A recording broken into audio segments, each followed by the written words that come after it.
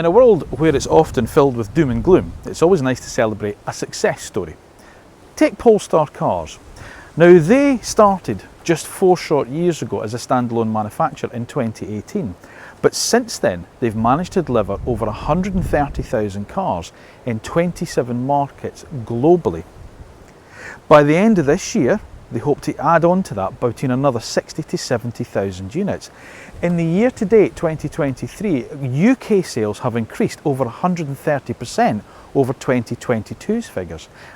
And bear in mind, that's just with one car, the Polestar 2. So imagine what they can achieve when you add another into the mix.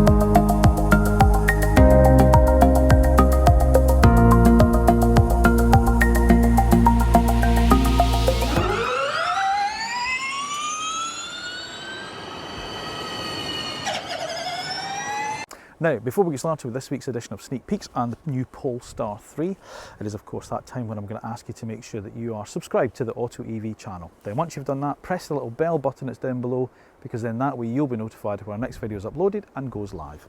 Once you've watched the video, if you do enjoy it, make sure you do give it a thumbs up. And of course, as always, don't forget, leave us your comments down below. Let us know what your thoughts are on the cars that we review, such as the new Polestar 3, and of course on the AutoEV channel as a whole.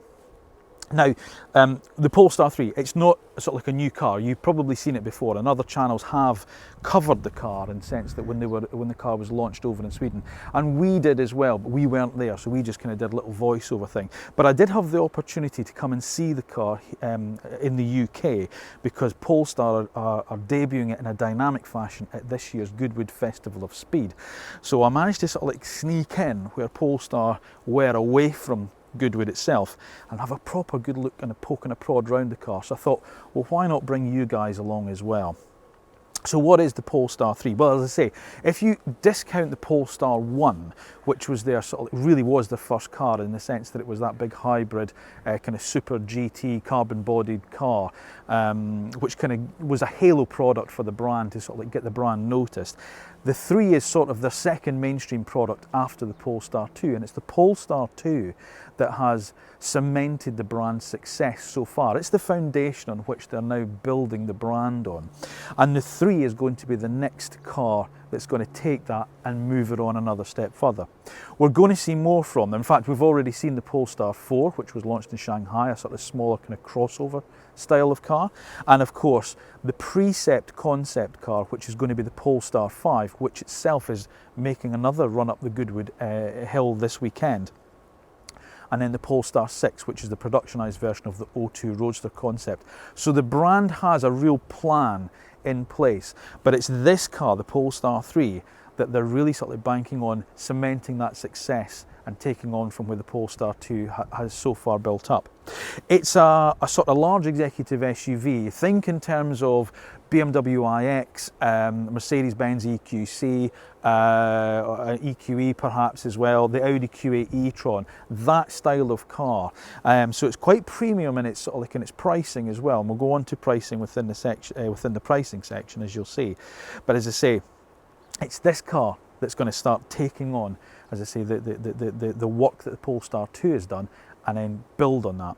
It's also, interestingly, the first Polestar that's also going to be built outside their main production in China. This car is for global markets, and it's also going to see production in North America as well at the new Polestar production facility there. But let's start with the styling, because it's the styling where it's really starting to sort of like set out Polestar's ambitions as that standalone brand. The Polestar 1, the Polestar 2, you could sort of see the Volvo heritage there. But from here on in, you'll see the two of them sort of like move apart in terms, certainly in terms of styling. And this car, I have to say, I think it's the best looking car in its class. I really do. I think they've absolutely knocked it out of the park with this. Now, it's really interesting at the front. It's quite sleek. It has a drag coefficient of 0.29 CD, and that's been achieved despite it being sort of like quite a tall SUV. They've got this air blade going on here, so there's actually a gap between here where the airflow takes over. So the nose actually isn't quite as high in terms of the airflow as you think it is. And as I say, that'll take the air right across the top of the car. Think Jaguar I-Pace. It had something very, very similar and works really, really well. But I think this is a fabulous looking car. I really do. Huge amount of safety tech on the car. 24 model year Polestar 2, we've just seen the new Smart Zone, and this takes it even more. This was the car it debuted on, so you've got things like your forward facing camera here. You've also going to have LiDAR, so as again we move towards sort of like, dare I suggest, autonomous driving, all the hardware is already in there, and of course that can just be added onto with software. Thor hammer headlights. But like they've done on the Polestar 6 or 02 Roadster concept and the preset, which will become the Polestar 5, you can sort of see them being separated a little bit here with the kind of twin blades down there. Gives it a really distinctive front end. Obviously LED headlamps standard on the car, as you would expect. And it's just a really nice rakish looking car. Rakish is how I'm going to describe it. And next, as I say, the Jaguar I-Pace, I think it blows everything else out of the weeds in terms of where it sits in, you know, in competition-wise.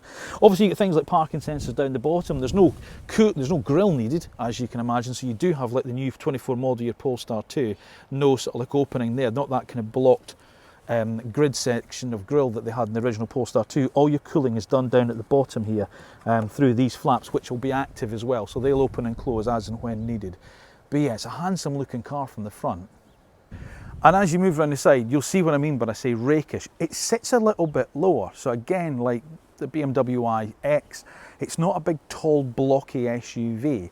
It's quite lithe, it's quite kind of sporty looking. You've got quite a nice kind of low roof line across the car. You know I'm not a tall man, and I can see over the roof of it, so that's a good thing.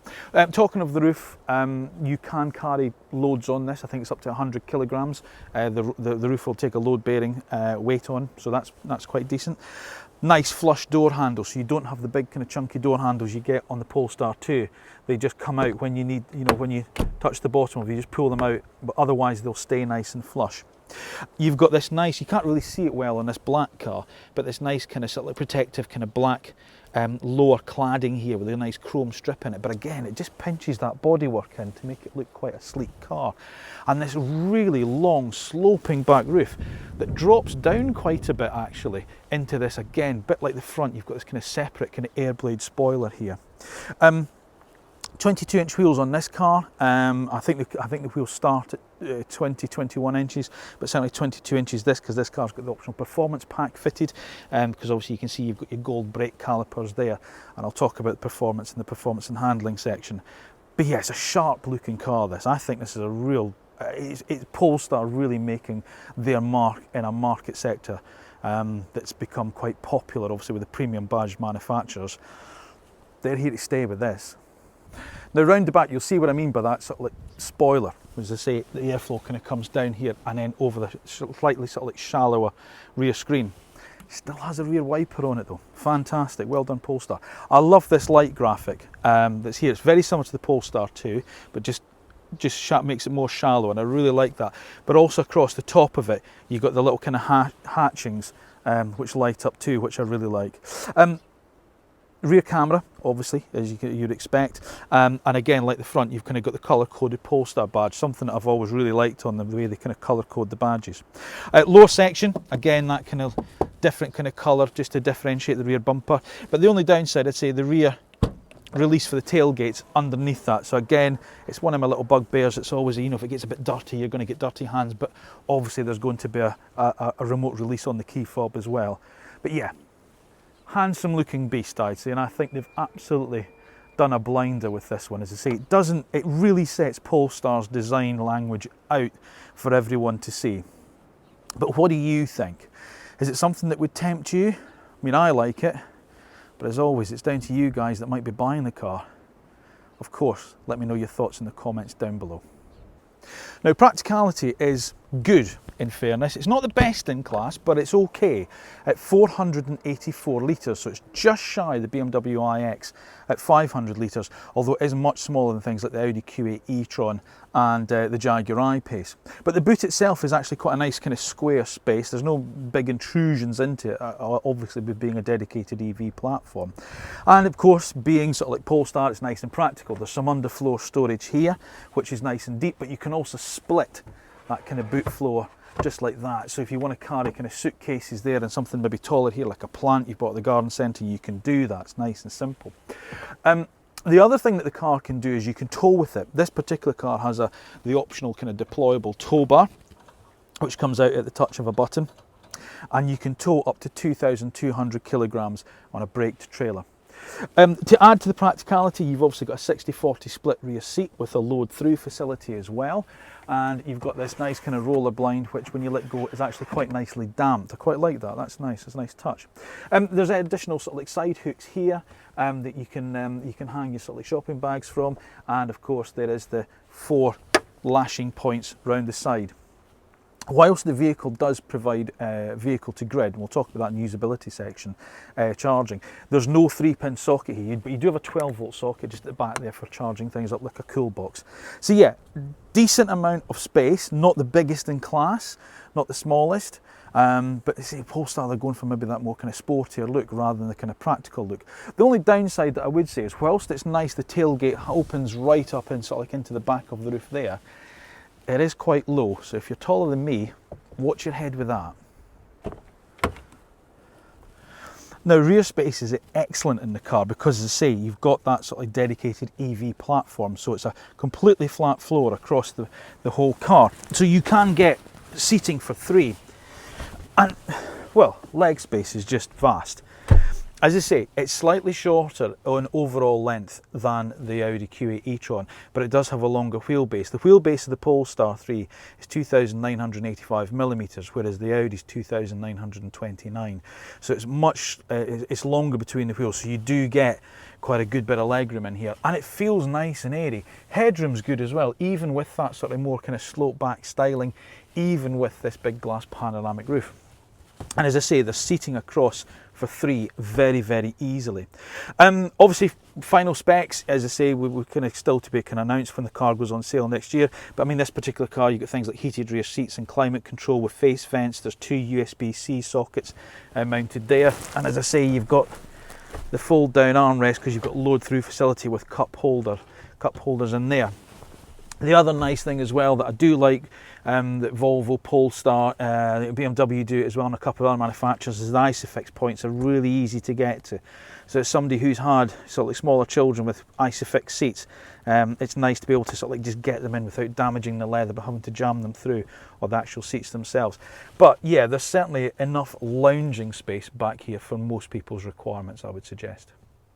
Now, the interior of the Polestar 3, you can see, is a evolution from what's gone before with the Polestar 2. It feels much more open, obviously, because it is a larger car, so you don't have that sort of intrusive kind of centre console that some people don't like on the Polestar 2. It's much more open kind of cockpit feel that you get here. And it's obviously dominated by this 14.5-inch portrait display. Now, this has been developed in conjunction with Google. Google operating systems, much the same way as the Polestar 2 was. And it features the very, very latest in the Qualcomm technology Snapdragon processor. Now, I don't really profess to know an awful lot about things like that, so I'll kind of leave that for the tech geeks to go through. But in general, it works very, very well, and it's very, very fast, it's very, very slick. Everything works just as you would think. Sorry, if you've been used to, say, Polestar 2, it's exactly the same way. And as I say, the Google operating system makes things like, you know, trying to get navigation and use the maps very, very easy. So it's very, very good in that sense. You've got this smaller driver's display here in front of you as well. And it will also feature a driver drowsiness detection. So again, safety, something that Polestar, because obviously being spun from Volvo, is very, very keen to promote. You've got various different kind of sensors around the car, which obviously we've seen on the outside, but you also get them on the inside as well. So it will detect sort of like driver drowsiness and then start to obviously alert you if it thinks you're kind of falling asleep at the steering. Just going on from the other thing that the company's getting very renowned for, and that is obviously sustainability. Now, I know I've spoken a lot about sustainability when it comes to the car interiors, and again, it's things like the use of the materials in here. So you get a lot of sort of like, biodegradable materials used on it. But even when they do go for the leather, like that's in this particular car, which will be an option, Polestar go way back in terms of the suppliers. They want to know that it comes from a certified animal welfare supplier. So from that point of view, they're really making a big push on the sustainability of it. And when you don't option a leather, or you have more of this sort of vinyl kind of based material that you have here, vinyl obviously comes from a kind of fossil fuel based product normally. Polestar only go to suppliers that are going to be able to not use those fossil fuels in producing materials like this. So it's a massive, sort of like, they really go into all the different stages to make sure that their suppliers are also sort of like adhering to Polestar's overall message as well. So that's got to be applauded. The interior itself is lovely. I mean, it's got a really nice driving position, as you'd expect. The seats are beautifully comfortable. And of course, you've just got this nice kind of sort of like minimalist looking thin 3-spoke wheel. The Boss has been redesigned from the 2, which is nice, because that's one of the things I don't really like about the 2. It's got a much smaller kind of Boss, so that's nice. And then you've also got physical button controls. This car isn't switched on at the moment, so I can't sort of like show you them, but there's physical buttons there to actually press. They light up, obviously, when the car is running. Storage is good. We've got a nice big central bin there. You've got the under sort of like console area here as well. There's a wireless charging pad. There's also sort of like a little a grip there that you can pull back and to store things in there. And obviously you get a glove box as well with the car too, as well as big door bins. Now it's going to be quite a highly specified car as standard, so all cars are going to get LED lights both on the outside and the inside, so the interior lighting is all done by LED, so again lowering the energy that they use as well. You'll also get the full length panoramic sunroof as well, so that's going to be standard on the cars, as well as air suspension. This particular car is fitted with the Bowers & Wilkins audio system, which is a massive 25 speaker audio system that's going to be fitted to the car. And as I say, all the cars in terms of their sort of like general equipment level is going to be very highly specified from day one. I think for the first year's production, UK cars are going to have the Pilot Pack and also the Plus Pack fitted as standard. Sorry, just to check my notes there. So for the first year of production, those cars are going to have those things fitted as well. So that's fairly good as well. But as I say, it feels like another evolution on from the Polestar 2. It's very familiar in terms of sort of like, where how things look and where they look. You've got this nice kind of big volume control and the play and pause button there, and obviously for your media selection and track search. So things like you need to use at a glance, is within easy reach. And then your climate control system is all on sort of like down here. It's all permanently sort of like on the base of the screen. And again, like the Polestar 2, the menu systems in this are very clear. They're very easy to understand and they're very easy to use. You don't have to go through different sort of like layers and try and find different things. It's just all nice and simple with your little kind of icons there, and everything's just a single press. So you want your maps up, there it is there, that's it. And then obviously you can either search or you can use the voice recognition to navigate you through the Google operating system, the Google Assistant, which is phenomenal. So yeah, so a real sort of like step on from what we've seen from Polestar, and probably I think one of the nicest interiors in its class. Now, one battery size with the Polestar 3, and that's a 111 kilowatt hour battery. And that should give up to 379 miles on a WLTP scale on the standard car, but when the performance pack's fitted, that's probably going to drop to just under 350 miles. Charging speeds. It will take charging speeds up to 250 kilowatts, meaning that you can go from your usual benchmark 10 to 80% in 30 minutes. The car also features an onboard 11 kilowatt charger, so if you're charging up from a more powerful wall box at home, then you're probably looking at around about 11 hours to go from flat to full. It's probably going to be a bit longer with a 7 kilowatt wall box, probably bank on about 14-15 hours given the size of battery that's in the car. The other nice thing that's obviously fitted to the vehicle, and we're starting to see it more and more, and people are starting to, dare I suggest, expect it, is it's the first Polestar with bi-directional charging. So it's a vehicle to load or vehicle to grid, which is going to be quite an important thing with electric cars moving forward. And I say it's nice to see Polestar adopting that. You're also going to get a heat pump fitted to the vehicle as standard as well. And as we'd expect, certainly as we've seen with Polestar 2s that we've had on AutoEV, efficiency tends to be pretty decent with them as well. Now obviously we're going to have to wait till we drive the car till we give you full driving impressions, but to give you sort of the performance stats of the car, this is what you're going to be looking at. So the standard car comes with 489 brake horsepower, standard all-wheel drive, so all Polestar 3s will be dual motors, and that also delivers 840 Newton meters of torque. But of course you can option it with a performance pack as well, which will take the power up to 517 brake horsepower and 910 Newton meters of torque. Standard car will do the 0 to 60 sprint in just over 5 seconds. The performance car will drop that to about 4.7 seconds. Now in terms of handling and ride, obviously as I say, we're going to have to wait till we actually drive the car. But as I say, air suspension is fitted as standard. And obviously if you do go for the performance pack, then obviously you get the slightly bigger brakes and the Brembo brake calipers, which will be differentiated from the others because they're always painted gold on the Polestars. So yes, so as I say, can't tell you what it's like to drive yet, but going on past, I'd say it's probably going to be a bit of a cracker. Now pricing for the Polestar 3 is going to start at just under £80,000, and if you want the additional performance pack, then that's going to be just under £6,000 extra. But do bear in mind for the first year, or certainly in the UK, that you're going to get the Pilot pack and the Plus pack fitted as standard. And competition for the car, well, we've mentioned quite a few already in this sneak peek, but obviously things like BMW's iX, certainly in terms of price wise, you know, the xDrive 50, that's going to be a competitor for the car. Audi's new Q8 e-tron, the car I drove down in today, the Mercedes-Benz EQC 400, that's still a competitor. In terms of how the car sort of looks, and dare I suggest it's more kind of sporting nature in terms of the way it's styled, the Jaguar I-Pace has to be considered against this car. Despite its age, I still think it's the best in its class, in fairness, at what it does. So that'll be an interesting twin test for me, sort of like the old stage of the I-Pace against something obviously like the Polestar 3. And you've got things like, say, the Genesis electrified GV70, that has to be considered as well, because that's quite a kind of, that's a new brand, but like Polestar have done, they say it's part of the Hyundai group, and they're kind of forging their path like obviously Polestar have done. Maybe the downside with the GV70 is it doesn't come from a bespoke sort of like EV platform, but even so, it is a good car, and in terms of price point, it's bang on there. Certainly luxury wise, it's bang on this.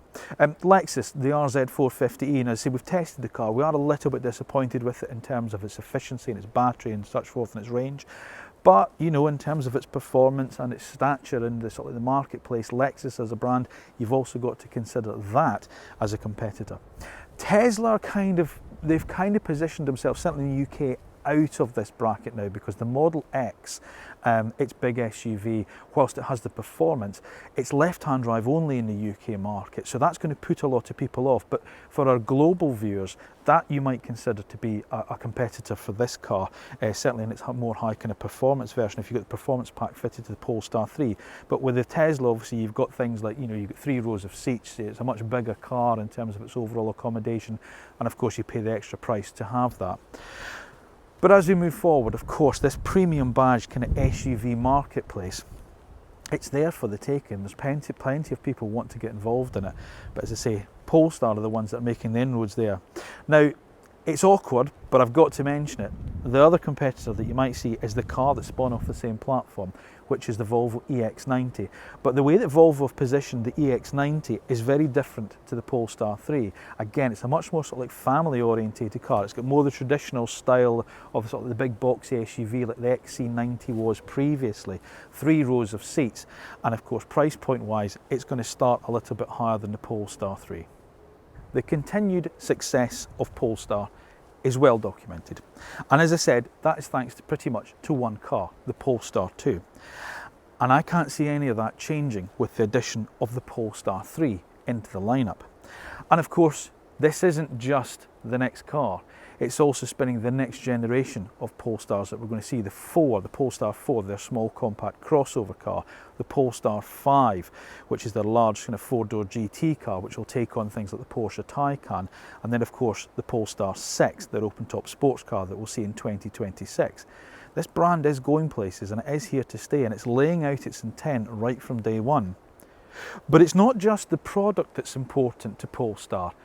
It's the sustainability message, it's the design language, it's the whole life cost, it's the passion that you put into every single product. When I say every single product, I don't just mean a product line, I mean every single car. They want their cars to be sort of like net zero every single time they produce a single car. And that's going to be really, really important for our future generations. And unless manufacturers do start to take notice of that, then maybe, just maybe, they're not really going to have much of a business case as we move forward. But as far as I'm concerned, I can't wait to get myself behind the wheel of this Polestar 3, because I think it's going to be an absolute cracker. Thank you for watching another wet edition of Sneak Peeks from AutoEV. Please remember to make sure that you are subscribed to the channel, and of course, if you haven't done already, make sure you press the little bell button that's down below, because then you'll be notified if our next video is uploaded and goes live. If you have enjoyed this video, if you've enjoyed seeing me get an absolute druking, then make sure to press the thumbs up as well. And of course, let us know your thoughts as well in the comment section down below. What do you think of the new Polestar 3? Of course, we've not managed to drive it as yet, but in terms of the way it looks, in terms of the information I've given you, what do you think? Let me know your thoughts in the comments down below. Now, of course, as always, make sure that you're following us on all the other social media platforms, because that helps us too. So Facebook, Twitter, LinkedIn, TikTok, Instagram as well. So follow us across there. And if you want to know even more about AutoEV and the electric car world, then stick on the YouTube channel now, where there's over 140 odd videos, not just sneak peeks, but road test reviews, used car buying guides, electric icons, van reviews, and even motorbike reviews. All that remains for me to say is thank you once again for watching, and thank you for continuing to support the channel. I'll see you again soon. I'm going to go in when it's dry.